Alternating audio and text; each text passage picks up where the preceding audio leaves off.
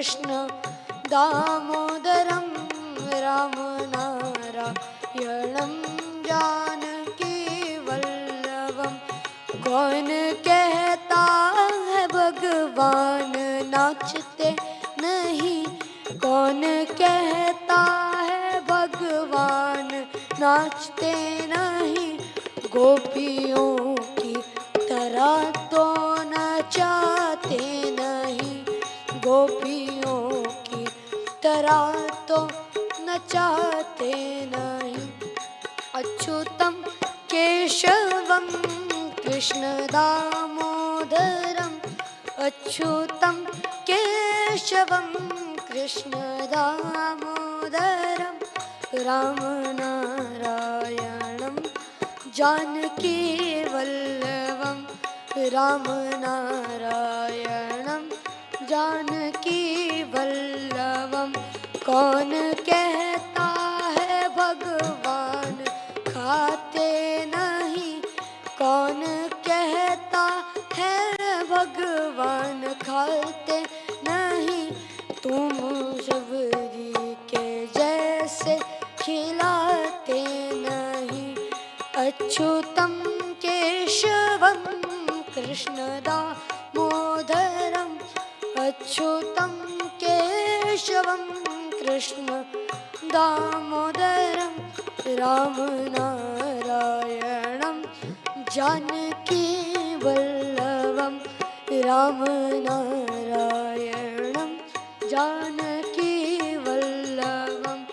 अच्युतम केशवम कृष्ण दामोदरम, राम नारायणं जानकी वल्लभम, राम नारायणं जानकी वल्लभम।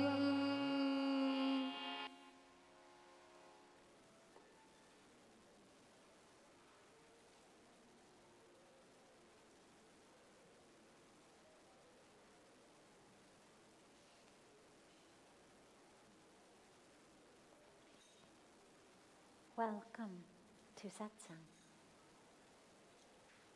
बहुत सुंदर, बहुत बढ़िया, धन्यवाद।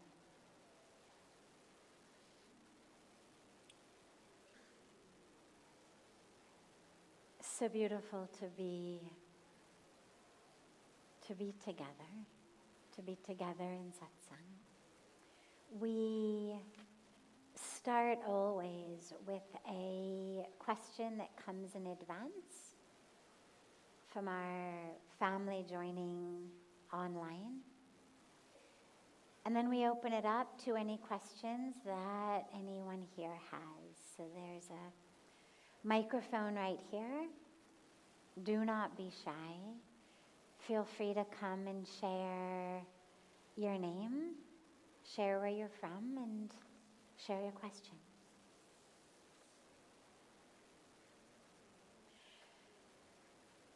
If a woman decides not to have kids, is she closer to liberation?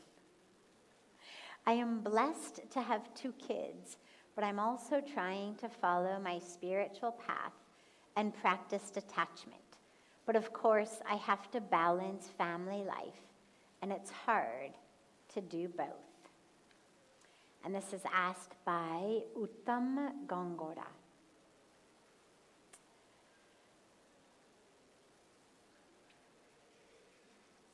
The short answer is no. There's no life or lifestyle choice that in and of itself makes you closer to liberation. There's plenty of single people who are living in ego and delusion and ignorance. There's plenty of married people who are living deep, deep, clear spiritual lives. And vice versa, of course. There's plenty of people without children, both married without children and unmarried without children, who are living miserable lives of delusion. And there's plenty of people who are married with children who are living deeply spiritual paths, and of course, vice versa. Whatever lifestyle or life package we choose, married, not married, children, no children, there are a nearly infinite number of examples of people who have also chosen that life path, who are living it miserably, living it far from God, living it cut off from truth. And there's always beautiful examples of people who have chosen exactly that life, and it has led them to liberation. Now, that being said, the reason that in many of the world's religions, there is a monastic path, and it is seen in many religions as a higher spiritual path, is because of a matter of focus and attention. It's not a matter of liberation. It's not a matter of the presence of God. It's not a matter of holiness. It's a matter of focus and attention. As you may have noticed, when you walk your spiritual path, it's very hard not to get distracted. So many things are there. There's sights, there's sounds, there's sensations, now we have devices. But even before devices, when we just had TVs, regular old TVs, there's so much to pull us. We walk by stores, we window shop, we walk by restaurants, we salivate. I mean, there's so much that pulls us away from that single-pointed focus on the divine. A monastic life, especially a traditional monastic life, where they're living in monasteries away from the rest of the world, your traditional, like forest monastery or mountain monastery, it's basically free from external distractions. Should you be prepared to do the work necessary to keep your mind focused on your spiritual path, it's going to be easier to do it there than to do it in the middle of a busy city. But that's the key, is your mind. Because just removing your body from the busy world doesn't impact your mind. Many, many, many people discover they go for a silent meditation retreat on the top of a mountain, in the middle of a forest, on a cliff over the ocean someplace. And they can't concentrate. They can't meditate. Why? Because of their minds. Because wherever you go, there you are. The mind comes with you. And guess what? It's yours for life after life after life after life. It's not even a matter of, oh, okay, well, when I die, at least I will be free of this. It sticks with you. Man, buddhi, ahankar. I won't go too much in that direction, but that's what we call the subtle body, sukshma sharir. And it includes the mind, the intellect, manomaya kosha, vijnanamaya kosha, these sheaths, these bodies, energetic bodies, mental bodies. They travel with the soul from physical body to physical body, from life to life. So, if you are able to work with the mind and pull it from its distraction in the past, the future, grabbing an aversion, what we call rag and dvesh, comparison. Because even on a mountaintop, in a silent meditation retreat, You go and you sit down in the meditation hall, and suddenly the mind goes, the guy next to me is so fidgety. Why doesn't he just stop moving so much? Or the other way. My God, everybody is so still and peaceful. Why am I not peaceful? Why am I itching on my nose so much? Why do I want to squirm? Right? The mind, it's constantly comparing to others, judging self. So the real work is with the mind. And it can be done on a mountaintop. It can be done in an apartment in Manhattan. It can be done with a family. It can be done without a family. That being said, on a logical, pragmatic, logistic level, there is a reason that people do come to ashrams, retreat centers, that people adopt paths of monasticism. In some religions, it's not lifelong. In Hinduism, it is. In some religions, it's not. And people may be a monk for a certain period of time in order to go really deep. So is it easier on a pragmatic level to be attentive and focused and single-pointed in your path toward liberation without kids? Probably. But it's about the mind. Because just because you don't have kids doesn't mean that you are going to be able to put in the time, the attention, the focus to get yourself there anyway. Then you just end up regretting and being miserable and being like, oh my God, those kids are, that person's kids are so cute. Why didn't I have kids? And then you're stuck. Then you're nowhere. So it's all about working with the mind. And that being said, there's lots of people I know, married people, people who are married with kids, who are really deeply spiritual people, deeply anchored in spirit, liberated even. So it's not that you can't do it by any means, it's just that in order to attain liberation, whether you're married or not, whether you've got kids or not, whether you are a monk or not, you have to be able to give it a single pointed focus. You have to be able to give it attention, awareness, because otherwise we get swept away in Maya. So wherever you are, whatever life path you're in, use that path as your way to the divine. Because whatever path you're in exactly the right path for you, or you wouldn't be there.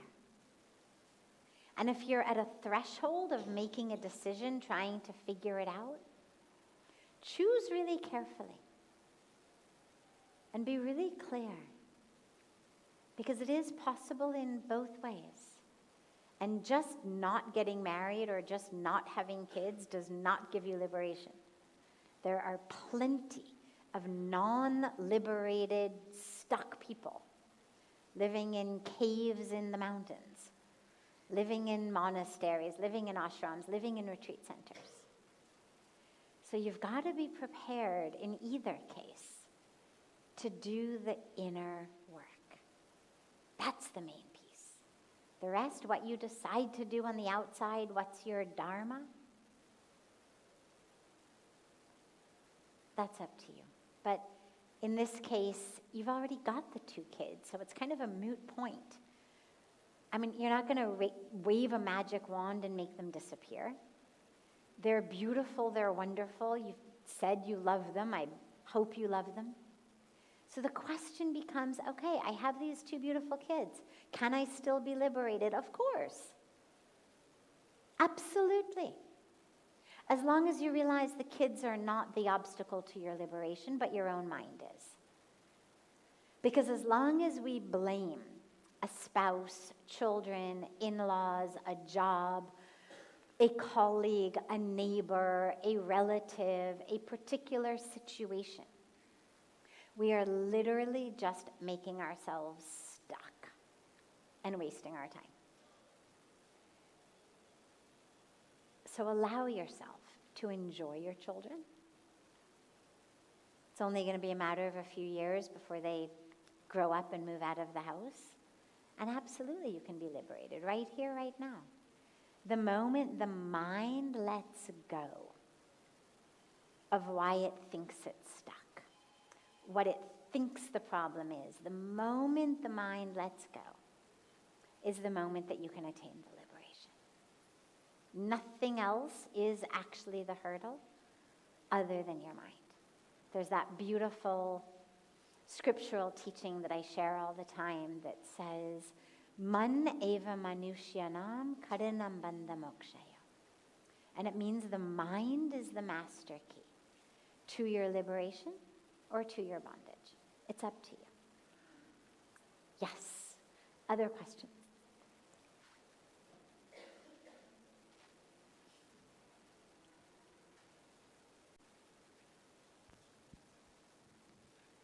Thank you. Namaste. My name is Jayram from Australia.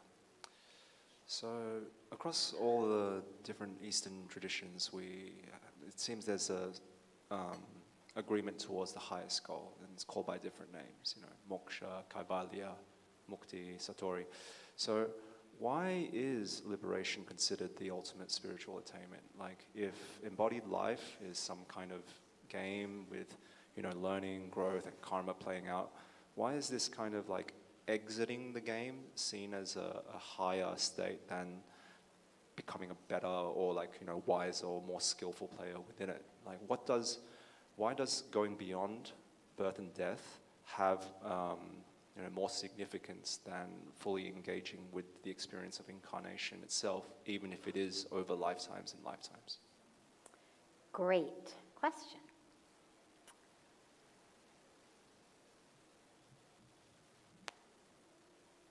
Liberation is not an exit strategy. It's not getting out. It's being free. In a jail, there's two types of people: prisoners and employees. Prisoners are stuck. The employees of the jail come and go at will. They could have a different job. They could call in sick. They could take a vacation. They could quit. Entirely up to them. Two people in the same place. One is free, one is stuck. It's not that being free is exiting. You're exactly where you are, but you're not stuck. This is the liberated masters. These are the gurus. These are the awakened ones, or the wise ones, the yogis, as Bhagavan Krishna speaks about in the Bhagavad Gita. It's not at all, see y'all later, I'm going to just go and, merge with God and, maybe you'll see me next lifetime, maybe you won't. It's not that. It's right here, right now. But doing the here and now differently. So, for example, most of us do what we do because we want something from it. I go to work because I want to make money, or I want power, or I want prestige, or I want to finally get a date with the woman who works in the cubicle next to mine. So I'm going to show up every day. Whatever it is. There is something that sends me to that job every day, something I'm going to get from it. But if you had all the money in the world, had everything, You didn't need anything. But you show up anyway. Because you enjoy it. Because it's beautiful for whatever reason that job might be. Because when you go, you share love because you know that other people in the job are confused and stuck and you want to help them. But you see the difference. So that's what liberation is you absolutely may decide to come back in a body. But you're free. There's actually a very funny story that I love, which is Pujya Swamiji always says and has been saying since long before I even met him 30 years ago, that he is coming back. He said, I'm coming back. Like, I want to be here. I want to help people. I want to serve. I want to be here. I want to be able to give whatever I can. So this beautiful couple who originally was based in Pittsburgh, now they're in Atlanta, in the US, who were beautiful, beautiful pillars of support when Pujya Swamiji first went to America in the early 1980s to build the Hindu Jain temple and ended up doing the Encyclopedia of Hinduism and so many beautiful projects. And this couple, both of them are doctors, retired now, of course, they're in their 80s, but doctors, beautiful people, super devoted. And the husband, in addition to being a doctor, is also a fantastic photographer. And he was the one who took all of the early pictures of Pujya Swamiji that we have back, when Swamiji was young and started all of the work in America. And then they'd come here and visit, and he was the one who took all of the best pictures that we had of Swamiji for years and years and years. And some time ago, this couple was gathered with some friends of theirs, and the friends were all talking about liberation and moksha, and when they die, just, merging with God and never coming back. And this doctor said, oh, I'm coming back. And everybody's like, you're coming back? Like, why would you want to come back? I mean, you are this amazing spiritual person. Of course you're going to get liberation. Like, you are such a divine being. Why in the world would you want to come back? And he said, well, because my guru's coming back. And if he's coming back, then surely he's going to want somebody to take his picture.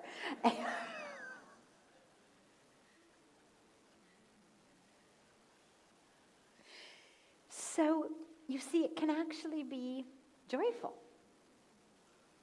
It can be joyful. I'm going to be the guy with the camera in next life also. Why not? Because what you realize is the body then becomes a blessing. When we're free in the mind, the body is a blessing. Life is a beautiful gift. Life is only a burden when we are stuck in our minds. If we can get free in the mind,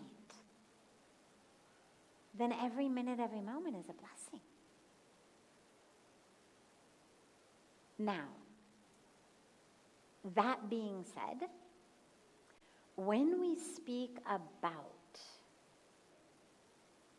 the ultimate liberation and merging back into the divine and not having to take a body, that is something that happens after death.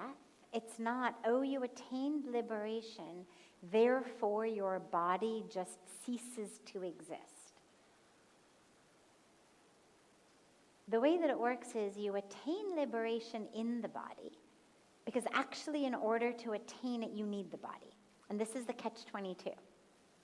It is our physical brain, literally, through which we are able to sit and meditate, we are able to chant a mantra, we are able to pray, we are able to be conscious of being conscious, we are able to say and realize and experience Aham Brahmasmi. If we don't have a functional brain, we are not able to attain enlightenment.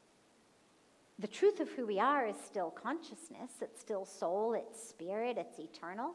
But because we are no longer able to access it, we become almost evolutionarily much more like a lower species that doesn't have the ability to be conscious of itself.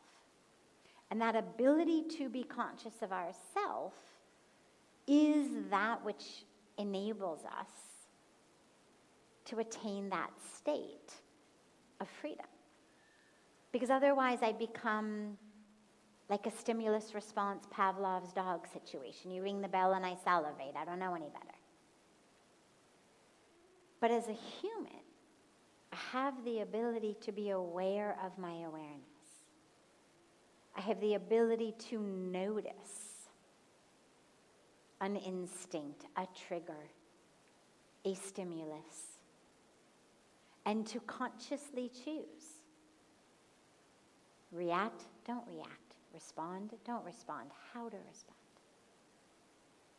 So we need a functional brain to be able to do that. So you attain liberation while you're living. And then, depending on your soul's journey, when you drop the body, however many years later that may be, when you drop the body, either the soul does not take another body, or should you be,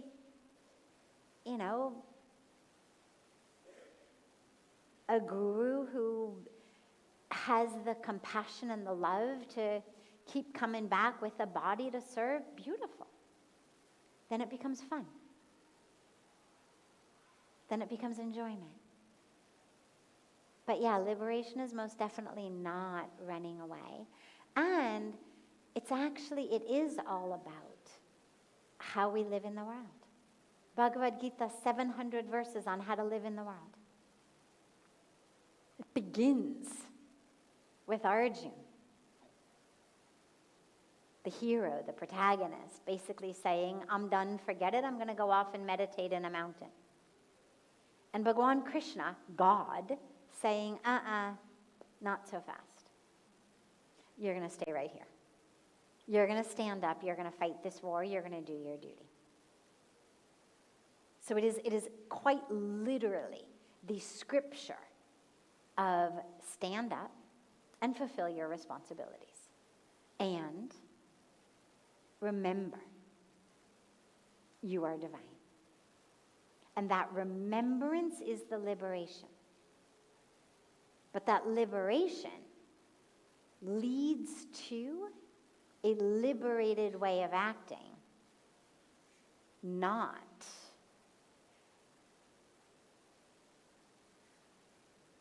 running away from our duties or running away from the world. Yeah, great. Yes.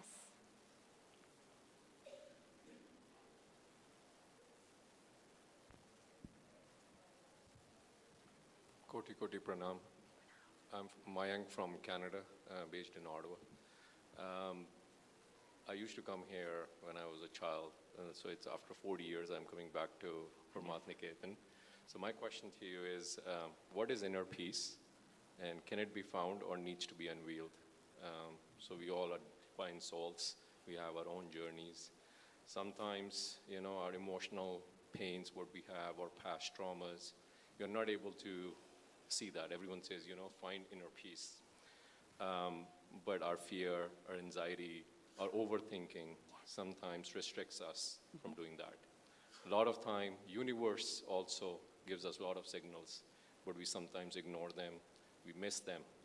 So my question is, how do we practice to find inner peace, and how do we identify those universe signals? Yeah, great. So once you're in inner peace, you're going to hear the signals. That it goes together, it's a package deal.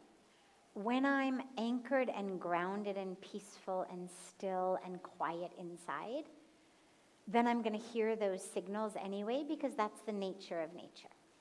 I miss the signals only when I'm so ungrounded, frazzled, frenetic, mind all over the place that I cannot hear my own inner voice. How do we free ourselves? Or how do we attain the inner peace? It is by freeing ourselves of that which blocks us. Now, you've given a beautiful list of kind of the ingredients that block us all. Fear and anxiety and illusion and ego and desire and all of these things. Trauma. But we all have kind of a slightly different recipe. This percentage fear, that percentage trauma, this percentage desire, this percentage anxiety. It's slightly different for each of us. Go within and identify what it is, particularly in you. If I say to you, be in peace, what is going to be your number one answer of why you're not in peace? And just acknowledge that. Just notice it inside. What's your big excuse? I am not able to be in peace because. And then work on letting it go. It's going to fall, I can give you a hint. It's going to fall into two categories. Ego, desire. And by ego, I mean the self-identification as the one who was traumatized, as the story, as the narrative. It's all of that sense of this is who I am-ness. This is what I need. This is why I am. That's all ego. Desire, or its flip side, aversion, wants, fears. Excuse me. Once you're able to really identify, go stand on the banks of Ganga and offer it to her. Offer it to her. Oh, Ganga, here's where I was traumatized. Here's the person or the people who traumatized me. Let me forgive them. Take my fear, take my anger. And I say this as someone who has done this personally. So I know that it works. I'm not just saying it theoretically. I have stood in her waters handing anguish and trauma and pain and all of that. And she takes it. If you offer it. Offer that to her. Offer whatever it is that is keeping you from living in peace.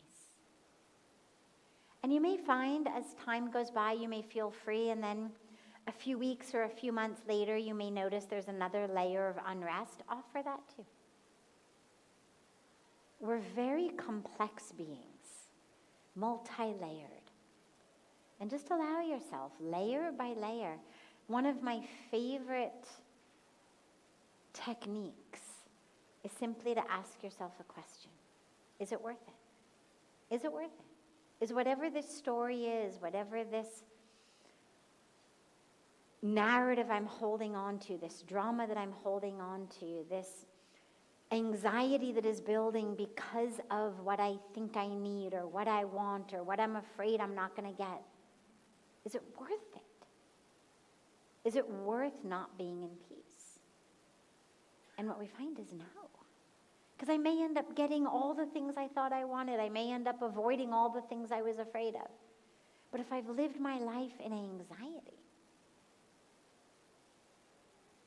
I've been in misery. Then we get the things that we want, but now we're anxious that we're going to lose them. So the anxiety follows us no matter what we achieve, what we do. So offer it to Ganga. And that peace is our nature. So is it unveiled? Yes.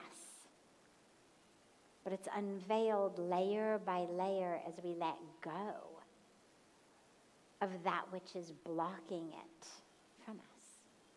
The ego, the story, the drama, the attachments, the desires.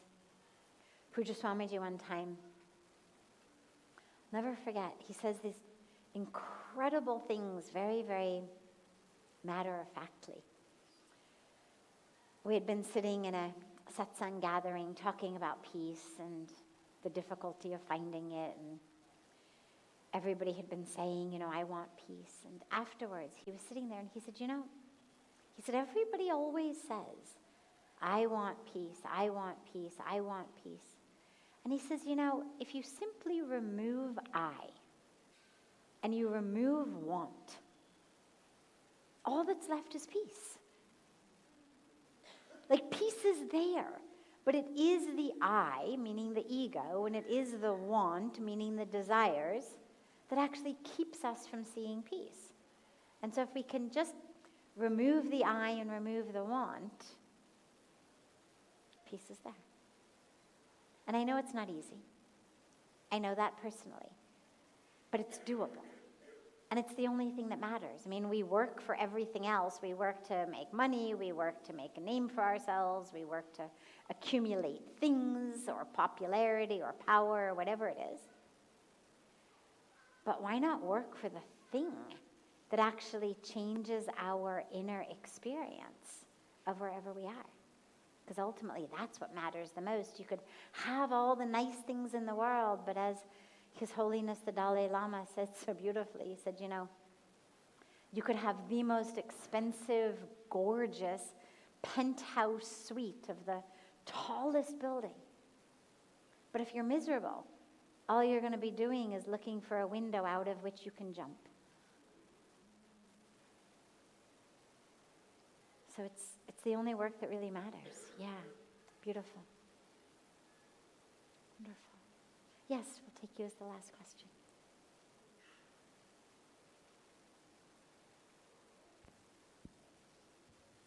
Namaste. Namaste. My name is Helen. 4 days ago, I landed in India and felt so strongly the mother. It lasted 2 days, and then a worry, I would say, or energy came from my life in my country, and it hit me. And since then, I wake up and I feel separated, and I feel fear. I know the truth. I don't experience it.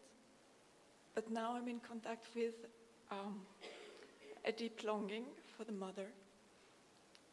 And that's the first time I really feel this longing so strongly. And when I go inside of it and feel it, I could just cry and cry and cry. And I'm wondering if this crying and to go in this state, if that's helpful, or if I should get myself out of it, or how? It's beautiful. It's beautiful. Crying for God is one of the most beautiful things we can do.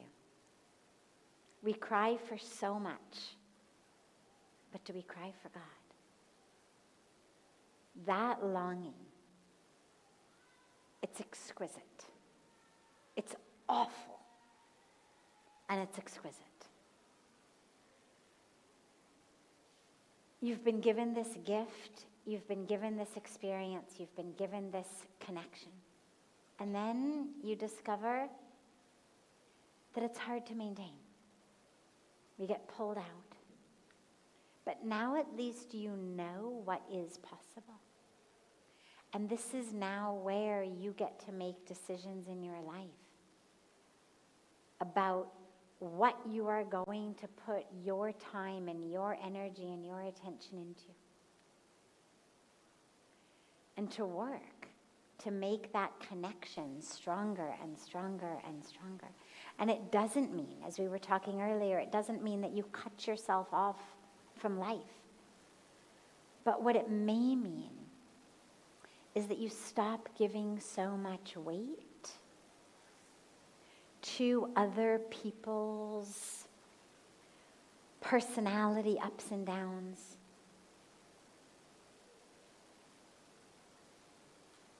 other people's ways of being, all of that, the anger, the jealousy, the competition, the resentments, the stories, the stress that fills us so much most of the time. And you realize, oh my God, this pulls me away from being in divine connection. And suddenly the answer to the question of, is it worth it, just becomes no. Like, okay, I don't like how this person behaved. I don't like what they did. I don't like how they spoke. Or maybe even I don't like this person at all. Okay. But I'm not going to let that take my connection. I'm not going to let that thought permeate my mind when I could be using my mind to be in connection with the divine. I'm not going to allow my mind to get stuck, to get wrapped up in little things. And you start making real conscious choices, and you spend a lot less time scrolling on social media because you realize all it does is trigger me. You stop following, you stop looking at, seeing things that trigger you into feeling separated, jealous, judgmental, negative, angry. We know the awful things happening in the world. And most of us know the paths and the ways that we can make a difference. I don't need to read every single post about a starving child to know that we need to work for children. I don't need to read every post about trees being cut down to know that we need to work for the environment. We don't need to read every post about a woman being harmed or a girl being harmed to know that there is a lot of work to be done around equality, safety, empowerment. So you very consciously stop engaging in behaviors that take you out of that God consciousness and put you in reactivity mode. Because you see something, then you find yourself commenting on it, and you find yourself sharing it, and then suddenly you are just wrapped up in drama. And so you really consciously start not just curating your online profile, but actually curating your life. What am I going to look at? What am I going to listen to? What am I going to read? What am I going to see? What fills me with inspiration and connection? And what distracts me? And you start slowly, kind of winnowing things out of your life. And you may not be able to remove people entirely, but you remove the part of you that reacts to them or that is triggered by them. Because you realize it's not worth it. It's not worth being distracted from this feeling. And so you start really letting that be your North Star. And you stay focused in that. And you use everything that happens, you use it as kindling.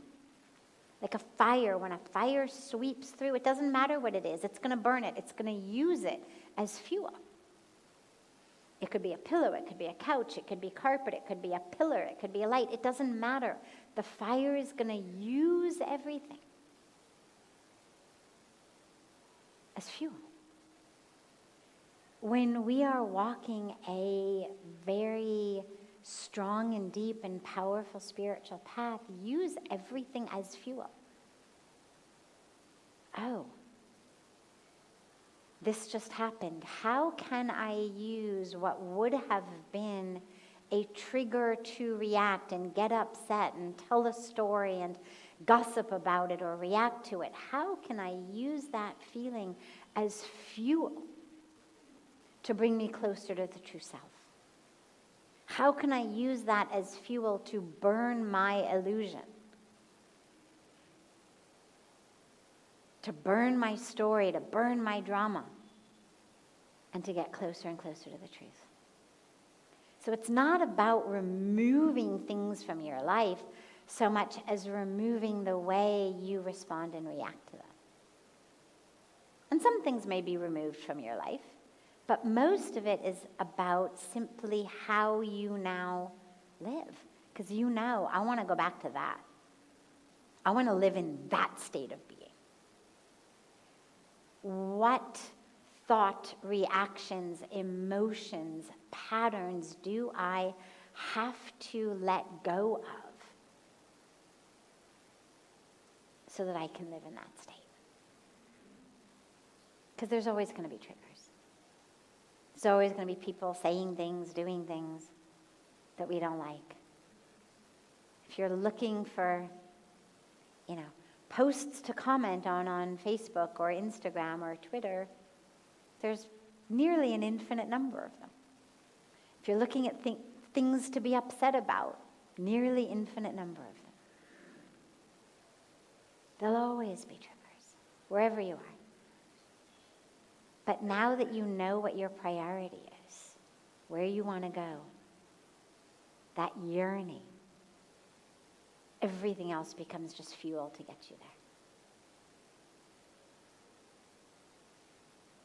Great.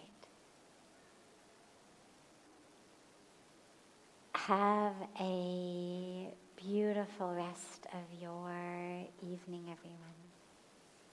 A beautiful morning and day to our family joining from all over the world. And so much love to all of you. Thank you, Pujya Sadhviji, for your beautiful wisdom and being with us.